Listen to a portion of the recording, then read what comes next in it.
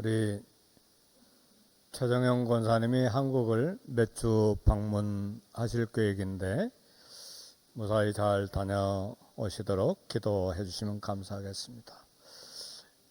여러분의 영혼과 가정에 우리 하나님 주시는 은혜와 평안이 있기를 주의 이름으로 축복합니다. 금년에 미국에 대통령 선거가 있습니다. 최선의 사람이 뽑힐 수 있기를 원합니다. 사람마다 자신의 관심과 이익에 따라서 그 후보에게 투표하기 마련입니다. 어떤 후보가 대통령이 될지 모르지만 하나님의 뜻을 따라 최선의 사람이 당선되기를 원합니다. 우리 크리스찬으로서 한 분은 좀 성경에서 많이 벗어난 분 같고 한 분은 크리스찬임을 고백하는데 좀 많이 재판이 또 걸려 있고, 그래서 좀 개인적으로는 누구에게 투표해야 될지 좀 갈등이 있어요. 그러나 우리는 최선이 아니면 차선을 선택해서 투표권을 잘 선택함으로 하나님의 뜻이 이루어지도록 그렇게 해야 되리라 생각을 합니다. 선거철이 되면 한국도 마찬가지고 미국도 마찬가지지만 후보들이 연설할 때에 수많은 지지자들이 모여서 후보의 연설을 듣기 마련이죠. 예수님이 예루살렘 성에 입성하실 때 그야말로 많은 사람들이 몰려들었습니다. 갈릴리로부터 따라온 수많은 사람들, 예루살렘 성에 들어가려고 하시니까 성 안에 기다렸던 수많은 사람들이 쏟아져 나옴으로써 이 군중들이 환호했습니다. 유대인 명절 6월절에 제사 드린 짐승수가 유대 역사가의 이야기를 들어보니까 보통 6월절에 드린 양이 한 25만 마리가 된다고 그래요. 유대 역사가 요세푸스가 이야기하기를, 그래서 양 한 마리당 10명의 사람들이 양고기를 먹었다면 25만 마리니까 약 200만 명 이상이 6월절 명절에 모이지 않았을까, 이렇게 추측을 합니다. 나귀 새끼를 타고 가시는 예수님, 이 수많은 군중들이 환호할 때에 어떤 마음, 어떤 감정을 가지셨을까 궁금합니다. 뜻밖에도 주님은 오늘 우리가 봉독한 누가복음 19장 41절 보니까 가까이 오사 성을 보시고 우시며 그랬습니다. 예루살렘 성 사람들은 이제 메시아가 예루살렘 성에 입성했기 때문에 로마를 무너뜨리고 메시아 왕국을 건설할 것이라는 기대로 흥분해서 옷을 벗어 길에 깔고, 그리고 종려나무 가지들을 꺾어서 흔들면서 소리를 질렀는데, 반대로 우리 예수님은 예루살렘 성에 임할 재앙을 생각하시고 우셨다고 했습니다. 여기 예수님이 우신 것은 소리 없이, 아낙네가 큰 소리 내서 울 수가 없으니까 감정을 사기며 눈물만 뚝뚝 흘리는 그런 울음이 아니고, 그리스의 헬라어에 클라요라고 하는 단어를 여기에 사용했는데, 이 클라요는 가슴이 터질 것 같은 격렬한 괴로움의 통곡이었습니다. 성경에 보면 우리 예수님이 우셨다는 말씀이 3번 나오는데, 오늘 본문에서 우셨다는 말씀이 나오고, 베다니에 살던 친구 나사로가 죽었을 때 우셨고, 겟셋마네 동산에서 히브리서의 말씀 보니까 심한 통곡과 눈물로 하나님 앞에 기도하셨다. 3번 예수님이 우셨다고 나옵니다. 예수님은 왜 예루살렘 성을 보시면서 통곡하시며 크게 우셨는가? 3가지로 말할 수 있는데, 첫 번째로 예루살렘 성에, 조금 더 정확하게 말하면 예루살렘 성전의 타락 때문에 우셨습니다. 오늘 본문에 보니까 예루살렘 성전이 종교 지도자들의 타락으로 강도의 소굴이 됐다, 그렇게 말씀했습니다. 두 번째는 메시아인 자신을 몰라보고 메시아를 십자가 죽음에 몰아넣은 미련함 때문에 예수님이 우셨습니다. 분명히 예수님 말씀대로 예수님을 영접하면 하늘의 평화와 안식과 영생을 얻었을 텐데, 수많은 무리들이 이제 며칠 지나면, 이제 3, 4일 지나면 그들은 메시아를 십자가에 못 박으셔서 외침으로 예수님을 거부하게 될 것을 보시고 우셨습니다. 세 번째는 예루살렘의 미래에 미칠 장래의 비극 때문에 우셨습니다. 예수님은 장차 대적들이, 오늘 본문의 말씀 보니까 예루살렘을 포위하기 위해서 토둔을 쌓고, 예루살렘 성이 높은 언덕 위에 있기 때문에 성을 공격하기 위해서 성 밖에서 토둔을 쌓은 것이죠. 그렇게 해서 유대인을 살려갈 것을 예수님이 아셨습니다. AD 70년에 유대인들은 로마 정부에 대항해서 반란 전쟁을 일으켰습니다. 그래서 로마 군대가 반란을 진압하는 과정에서 수백만의 유대인이 죽임을 당했습니다. 그리고 예루살렘 성과 예루살렘 성전은 완전히 파괴되어서, 심지어는 예루살렘 성전은 바닥까지 완전히 뒤집어 놓았습니다. 그리고 예루살렘 성을 둘러싼 성벽, 서쪽 성벽 일부 약 60m 정도, 그 정도만 남기고 모든 성벽을 다 무너뜨렸습니다. 이 남은 길이 성벽 60m, 그리고 높이 18m의 남은 성벽을 가리켜서 통곡의 벽이라 이런 이름이 붙여져 있습니다. 지금도 가면 이 60m, 18m 높이 통곡의 성벽에서 수많은 유대인들이 종이에 기도 제목을 써서 이 돌 사이에 끼워 넣어서 기도 제목 놓고 기도하는 그런 모습을 흔하게 볼 수가 있습니다. 이 멸망으로 유대인들은 그때부터 2000년간 나라를 잃어버린 민족이 됐습니다. 주님의 말씀대로 평화와 진리를 거부하고 바라바라와 같은 폭동의 길을 선택한 결과입니다.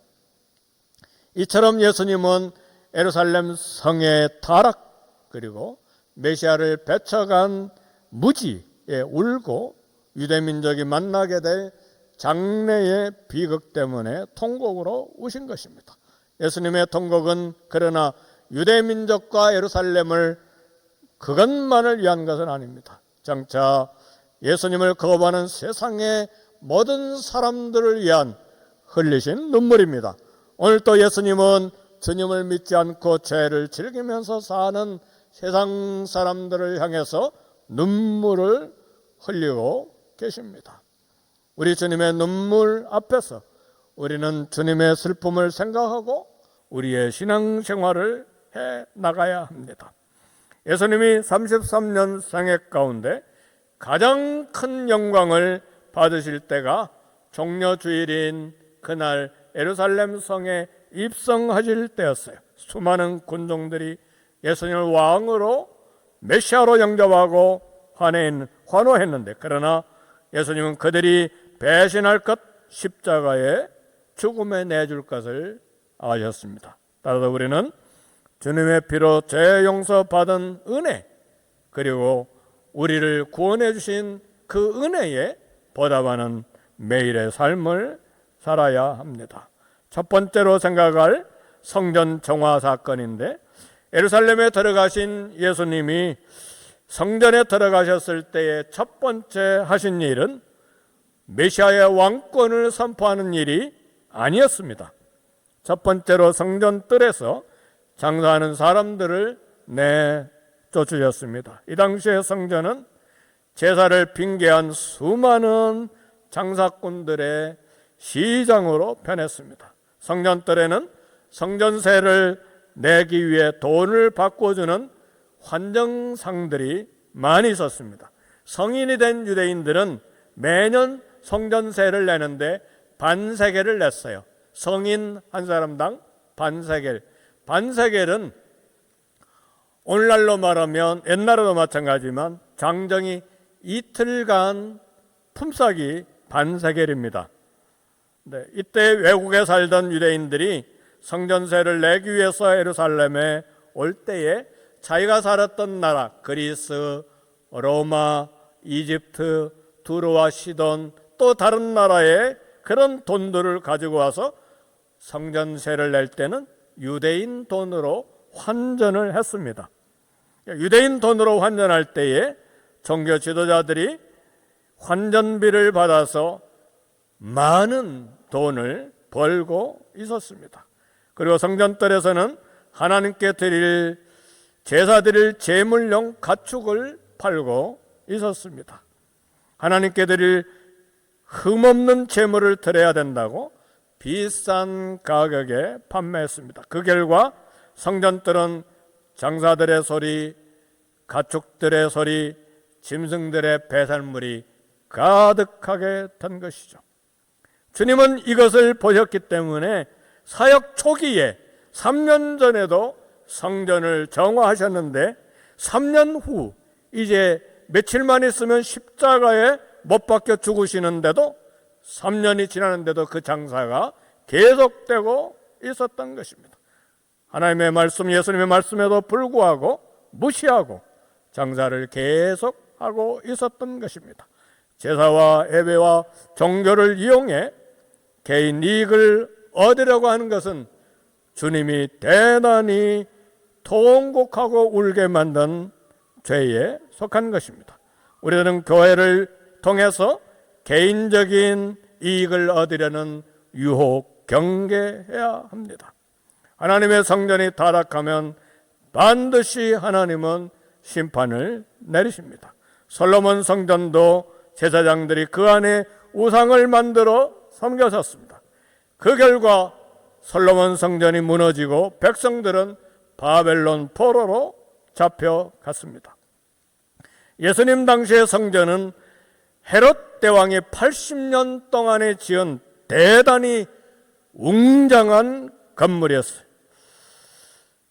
주님의 성전 정화 2번, 그리고 예수님이 십자가에 죽으시고 부활하시고 승천하신 후에도 성전 장사는 계속되었을 거예요.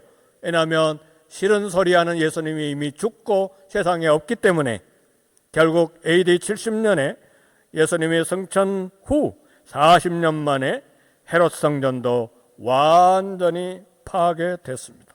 그리고 이스라엘 백성 전 세계로 흩어져서 2000년 동안 나라를 잃어버렸습니다.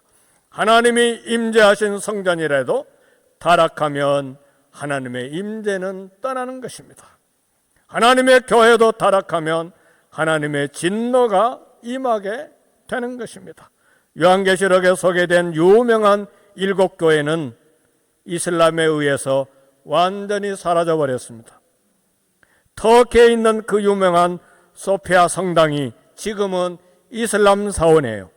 예루살렘의 성전터, 솔로몬 성전이 있었던 성전터, 헤롯 성전이 스룹바벨 성전이 있었던 성전터, 헤롯 성전이 있었던 성전터에 지금은 성전은 없고 이슬람 황금 모스크가 있습니다. 웬일입니까?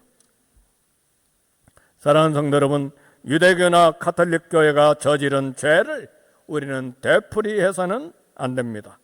이 하나님은 오늘 우리 개혁교회의 소망을 가지고 계십니다. 그래서 우리 모든 교회 직분자들은 하나님을 먼저 거룩함으로 섬겨야 하고, 그리고 모든 성도들이 하나님을 옳게 섬기도록 본을 보여야 되는 것입니다. 두 번째, 우리 주님은 내 집은 기도하는 집인데 강도의 소굴로 만들었다고 말씀했습니다. 성전은 하나님의 임재의 장소요, 하나님을 뵙는 곳이요, 기도하는 집입니다. 교회는 그리스도의 피로 값을 지불하고 사신 그리스도의 몸, 예수님의 몸입니다. 그러므로 그리스도의 몸인 교회를 사랑하고 모임 장소, 모이는 건물도 소중히 여겨야 합니다. 성도들이나 건물을 개인 이익을 얻는 기회로 삼지 않기를 바랍니다. 모든 성도들은 교회를 그리스도의 몸으로 알고 사랑해야 합니다. 가룟 유다가 예수님과 12명의 공동체를 사랑했다면 맡고 있는 돈꾀를 개인적으로 쓰지 않았을 거예요. 그러나 그는 3년 동안 개인 이익을 따라 살다가 결국은 예수님까지 팔아 넘기게 된 것입니다. 그는 예수님을 은 30에 팔아먹고 그 돈 쓰지도 못하고 제 길로 가버렸습니다. 여리고 전쟁 때 모든 전리품은 하나님께 바쳐진 것이었는데 욕심을 낸 한 사람이 있었어요. 아간이죠. 여리고의 금과 외투의 탐욕을 가졌다가 가족까지 잃었습니다. 아간도 금과 외투를 숨겼지만 쓰지도 못하고 가족과 함께 그의 삶이 돌무더기가 된 것입니다. 초대교회 아나니와 삽비라 부부는 돈과 명예를 탐욕하다가 생명을 잃었습니다. 하나님께 드린다고 약속한 것 이미 하나님의 것인데 욕심이 나서 사도를 속였습니다.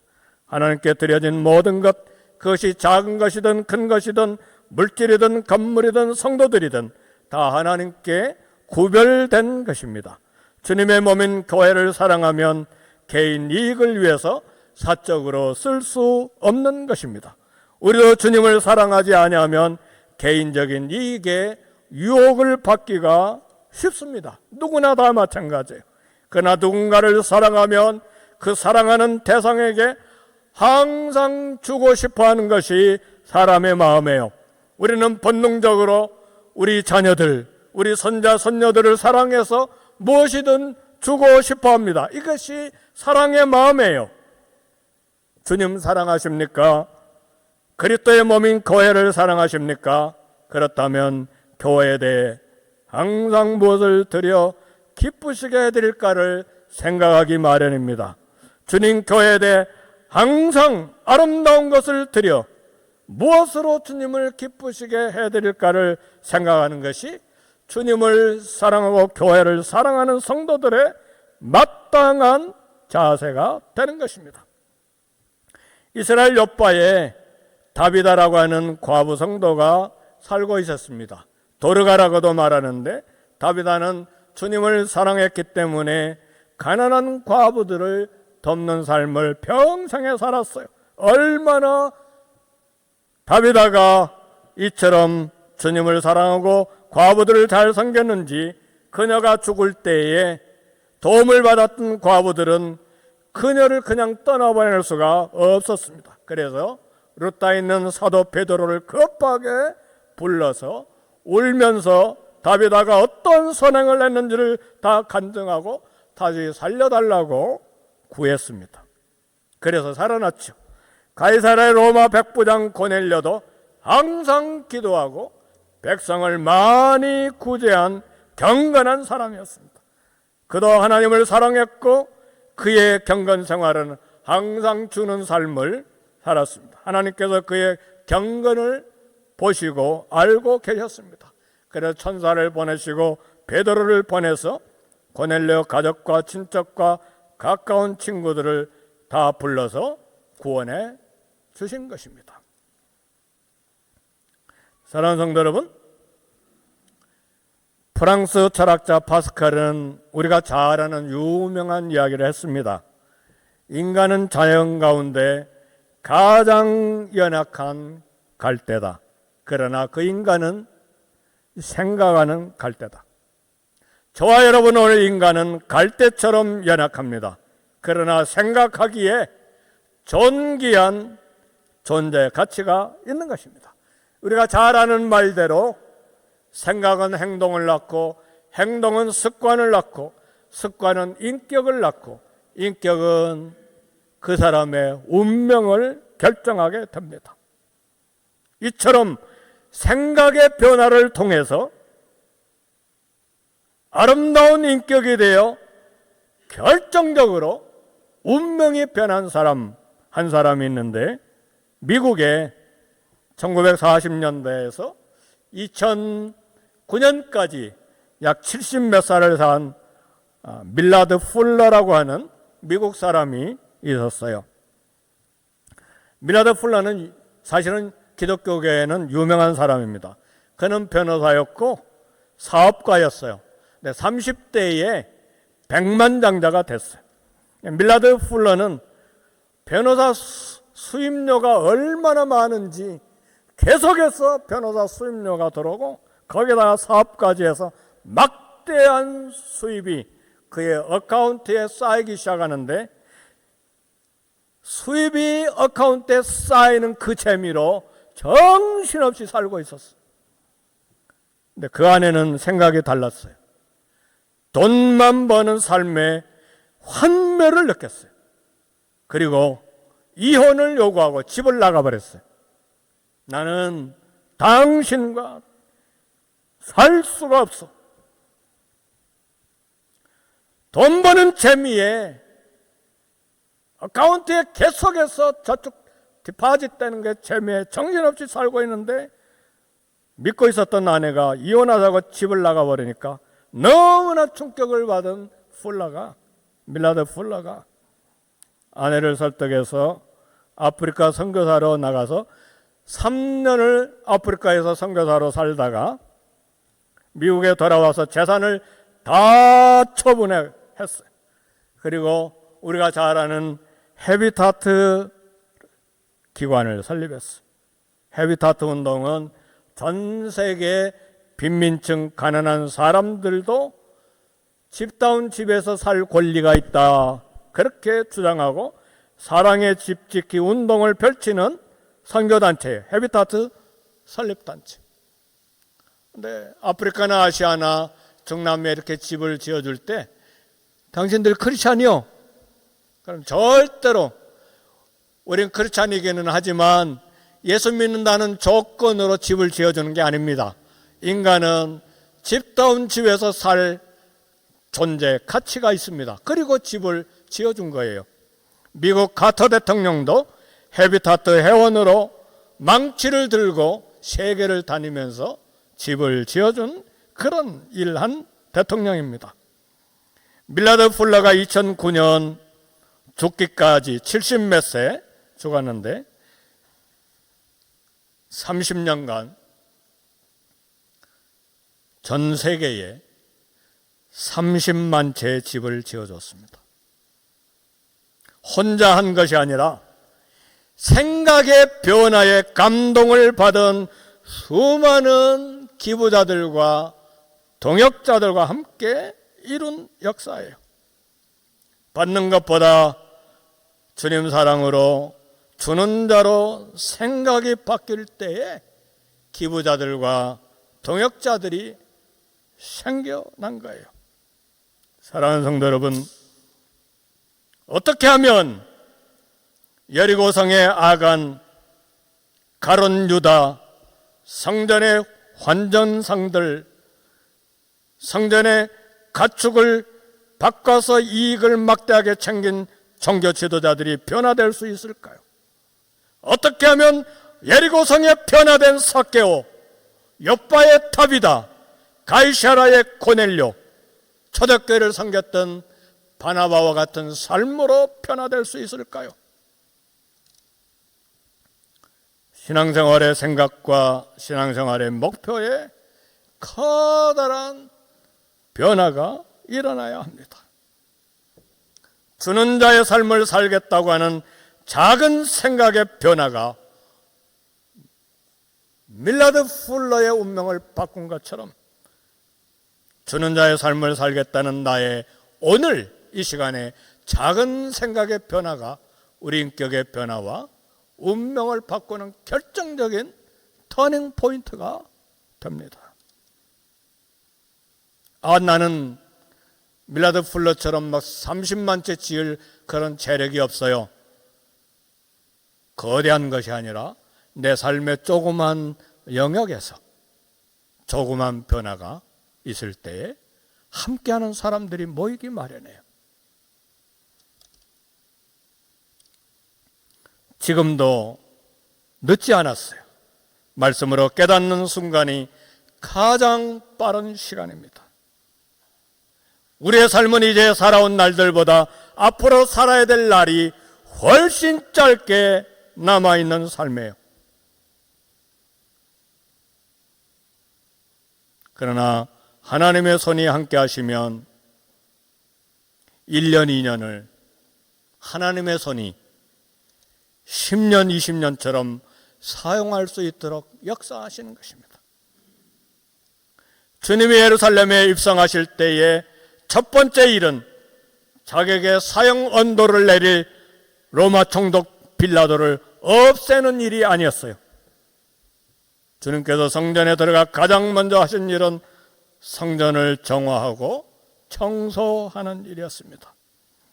주님 재림 때도 우리 주님이 가장 먼저 하실 일은 교회부터 정화하고 청소하실 거예요. 복음서에 보니까 이 이야기가 가득한데 알곡과 가라지를 구분하고 양과 염소를 구분하고 좋은 물고기와 나쁜 물고기를 그물에서 구별하는 일을 하시겠다고 했습니다. 우리 삶의 모든 골목골목에서 주님을 사랑할 주님의 사랑을 실천하는 저와 여러분이 되시기를 주님의 이름으로 축복합니다. 우리 기도하겠습니다.